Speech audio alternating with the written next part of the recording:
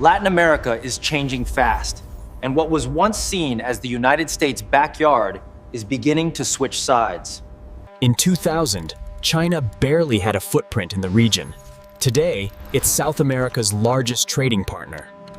In Brazil, trade has already ballooned to over $180 billion, more than twice what it does with the US. Not long ago, China bought most of its soybeans from American farmers. Now, its main supplier is Brazil. This shift was never accidental, but part of a much bigger plan. Trade, however, is just the beginning of China's strategy. Since 2005, they've pumped more than $300 billion into Latin America in the form of investment and loans. Beijing is financing a new superport in Peru, lithium mines in Chile, and a space tracking center in remote Patagonia. As this money floods into the continent, American control is quickly being eroded. In both Mexico and Brazil, people now view American involvement as a more serious political problem than the Chinese. America had always garnished a reputation for throwing its weight around in the continent. Beijing's approach is different. Instead of soldiers and coups, it's loans, construction crews, and long infrastructure deals. We've already seen this playbook in Africa, where billions of Chinese investment have transformed infrastructure and won public approval. And now that same strategy is unfolding right on America's doorstep. Given how much is at stake, Washington's response has been shockingly small. While Democrats and Republicans bicker over partisan politics, China is moving in. They're not just trading with America's neighbors, but quietly rewriting the balance of power on their doorstep. The scale of China's influence is hard to miss. This map shows every port in Latin America with Chinese ownership or control. A web of red and orange hotspots is spread across the continent, showing strategic risk to the United States. And it doesn't stop at ports. The same pattern shows up across railways, highways, and even power grids. To grasp how quickly things are changing, we need to understand the norm before China arrived. For decades after the collapse of the Soviet Union, American influence went largely unchallenged. Time and time again, governments across Latin America were pressured into adopting Washington's agenda. From coca eradication to extradition treaties, when Washington wanted something done, it got its way. If you played ball with Washington, they would use their position at the IMF and World Bank to secure you loans.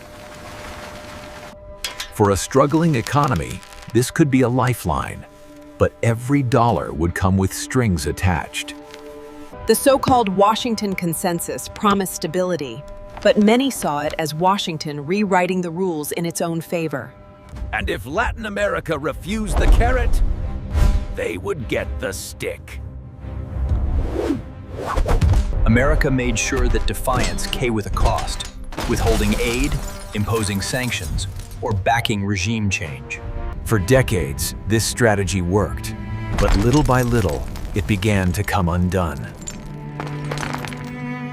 In 2017, President Maduro of Venezuela defied Washington's demands for free and fair elections. In response, the Trump administration unleashed some of the harshest sanctions in US history. The expectation was clear: economic collapse, followed by regime change, as had happened so many times before. But this time was different. Instead, China stepped in, extending credit, buying oil, and keeping Maduro's government afloat. For the first time in decades, a foreign power had challenged Washington's will in the Western Hemisphere, and they'd won. Just a couple of decades ago, this kind of thing would have been unimaginable. Things began to change in 2001. China's ascension to the World Trade Organization threw open the doors to international trade. Throughout the 2000s and early 2010s, China's economy grew an average of 10% a year, doubling its size every 7 years. That kind of growth came with an appetite. Iron, oil, soybeans, copper. Latin America's resources became indispensable. In return, consumers across the region benefited from mass-produced Chinese goods that were previously out of reach. It was a natural partnership built on comparative advantage. China had the factories. Latin America had the materials. From 2000 to 2024, trade between China and Latin America exploded from barely 12 billion to over 500 billion US today. The US didn't just allow China's rise, it helped design it. Policymakers in Washington believed that opening China's economy would in time open its politics too. Washington slowly realized they had made a historic miscalculation. They had not just helped China's economy grow, but had opened the door to its own backyard and invited them in. Today, China has replaced the US as the most important trading partner for many countries, especially the resource-rich South American nations. Excluding Mexico, China is already Latin America's largest trading partner and shows no signs of slowing down. The explosion in Chinese demand created a commodities boom, with ripple effects felt across the region. Millions of jobs have been created, exporters have grown rich, and governments have seen their tax revenues swell. Latin America has gained from trade with China, but those gains have also come at a cost. In Chile, nearly 40% of its exports now go straight to China, mostly copper. If Beijing ever decided to stop buying, the entire industry would take a nosedive. That would mean mass layoffs in the mines, collapsing wages, and a government unable to fund schools or hospitals. This isn't just trade anymore, it's dependence. When one country has the power to push you into recession overnight, you simply can't risk getting on their bad side. But trade was only step one. In recent years, China has rolled out something far more powerful: investment. Since 2000, more than $200 billion has been poured into strategic sectors like transportation, energy, and extractive industries. Unlike American investment, this is all part of a wider strategy: the Belt and Road Initiative. Today, 2/3 of Latin American countries have signed on, and the results are hard to miss.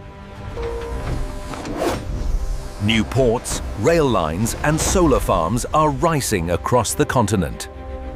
When Latin American countries ran short on cash, China opened the vaults. Lending another $141 billion, which is more than the World Bank, the Inter-American Development Bank, and the Latin American Development Bank combined. Beijing wasn't just offering money, it was offering an escape from the Western financial system and the dollar itself. Some loans were repaid in yuan or even barrels of oil. This was the foundation of a whole new economic system. Since 2013, he's visited Latin America 6 times, more than Obama, Trump, and Biden managed combined. He tends to leave with trophies, upgraded trade agreements, and high-level strategic partnerships. Beijing was now building something bigger: multilateral platforms where Washington wasn't invited. At the China-CELAC Forum, he cast China and Latin America as brothers in the global South. Standing shoulder to shoulder against Western bullying and tyranny, pledging another $9 billion in funding. Step by step, he's turned American mistakes into opportunities, and the region is responding.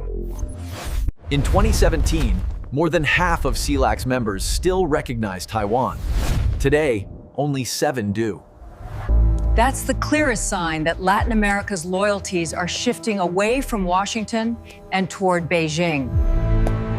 Why Latin America? The answer lies in what China needs most: resources. Today, Beijing has its eyes set on a different prize: lithium and copper. Since 2018, Chinese firms have invested more than $11 billion in Latin American lithium projects alone. The lithium triangle contains half the world's reserves. Chile and Peru account for a third of global copper output. These are the building blocks of the future: electric vehicles, renewable grids, and artificial intelligence. Whoever controls Latin America controls these resources. China is securing its future. For Latin America, Chinese trade and investment offer leverage, forcing superpowers to compete for better deals. If the world is sliding into another Cold War, Latin America risks becoming a literal battlefield. The US must act fast. If Beijing can undermine the US-led order, Latin America may seem peripheral to some, but it could soon become the front line of a new era of superpower competition. like, comment, and subscribe if you found this analysis helpful.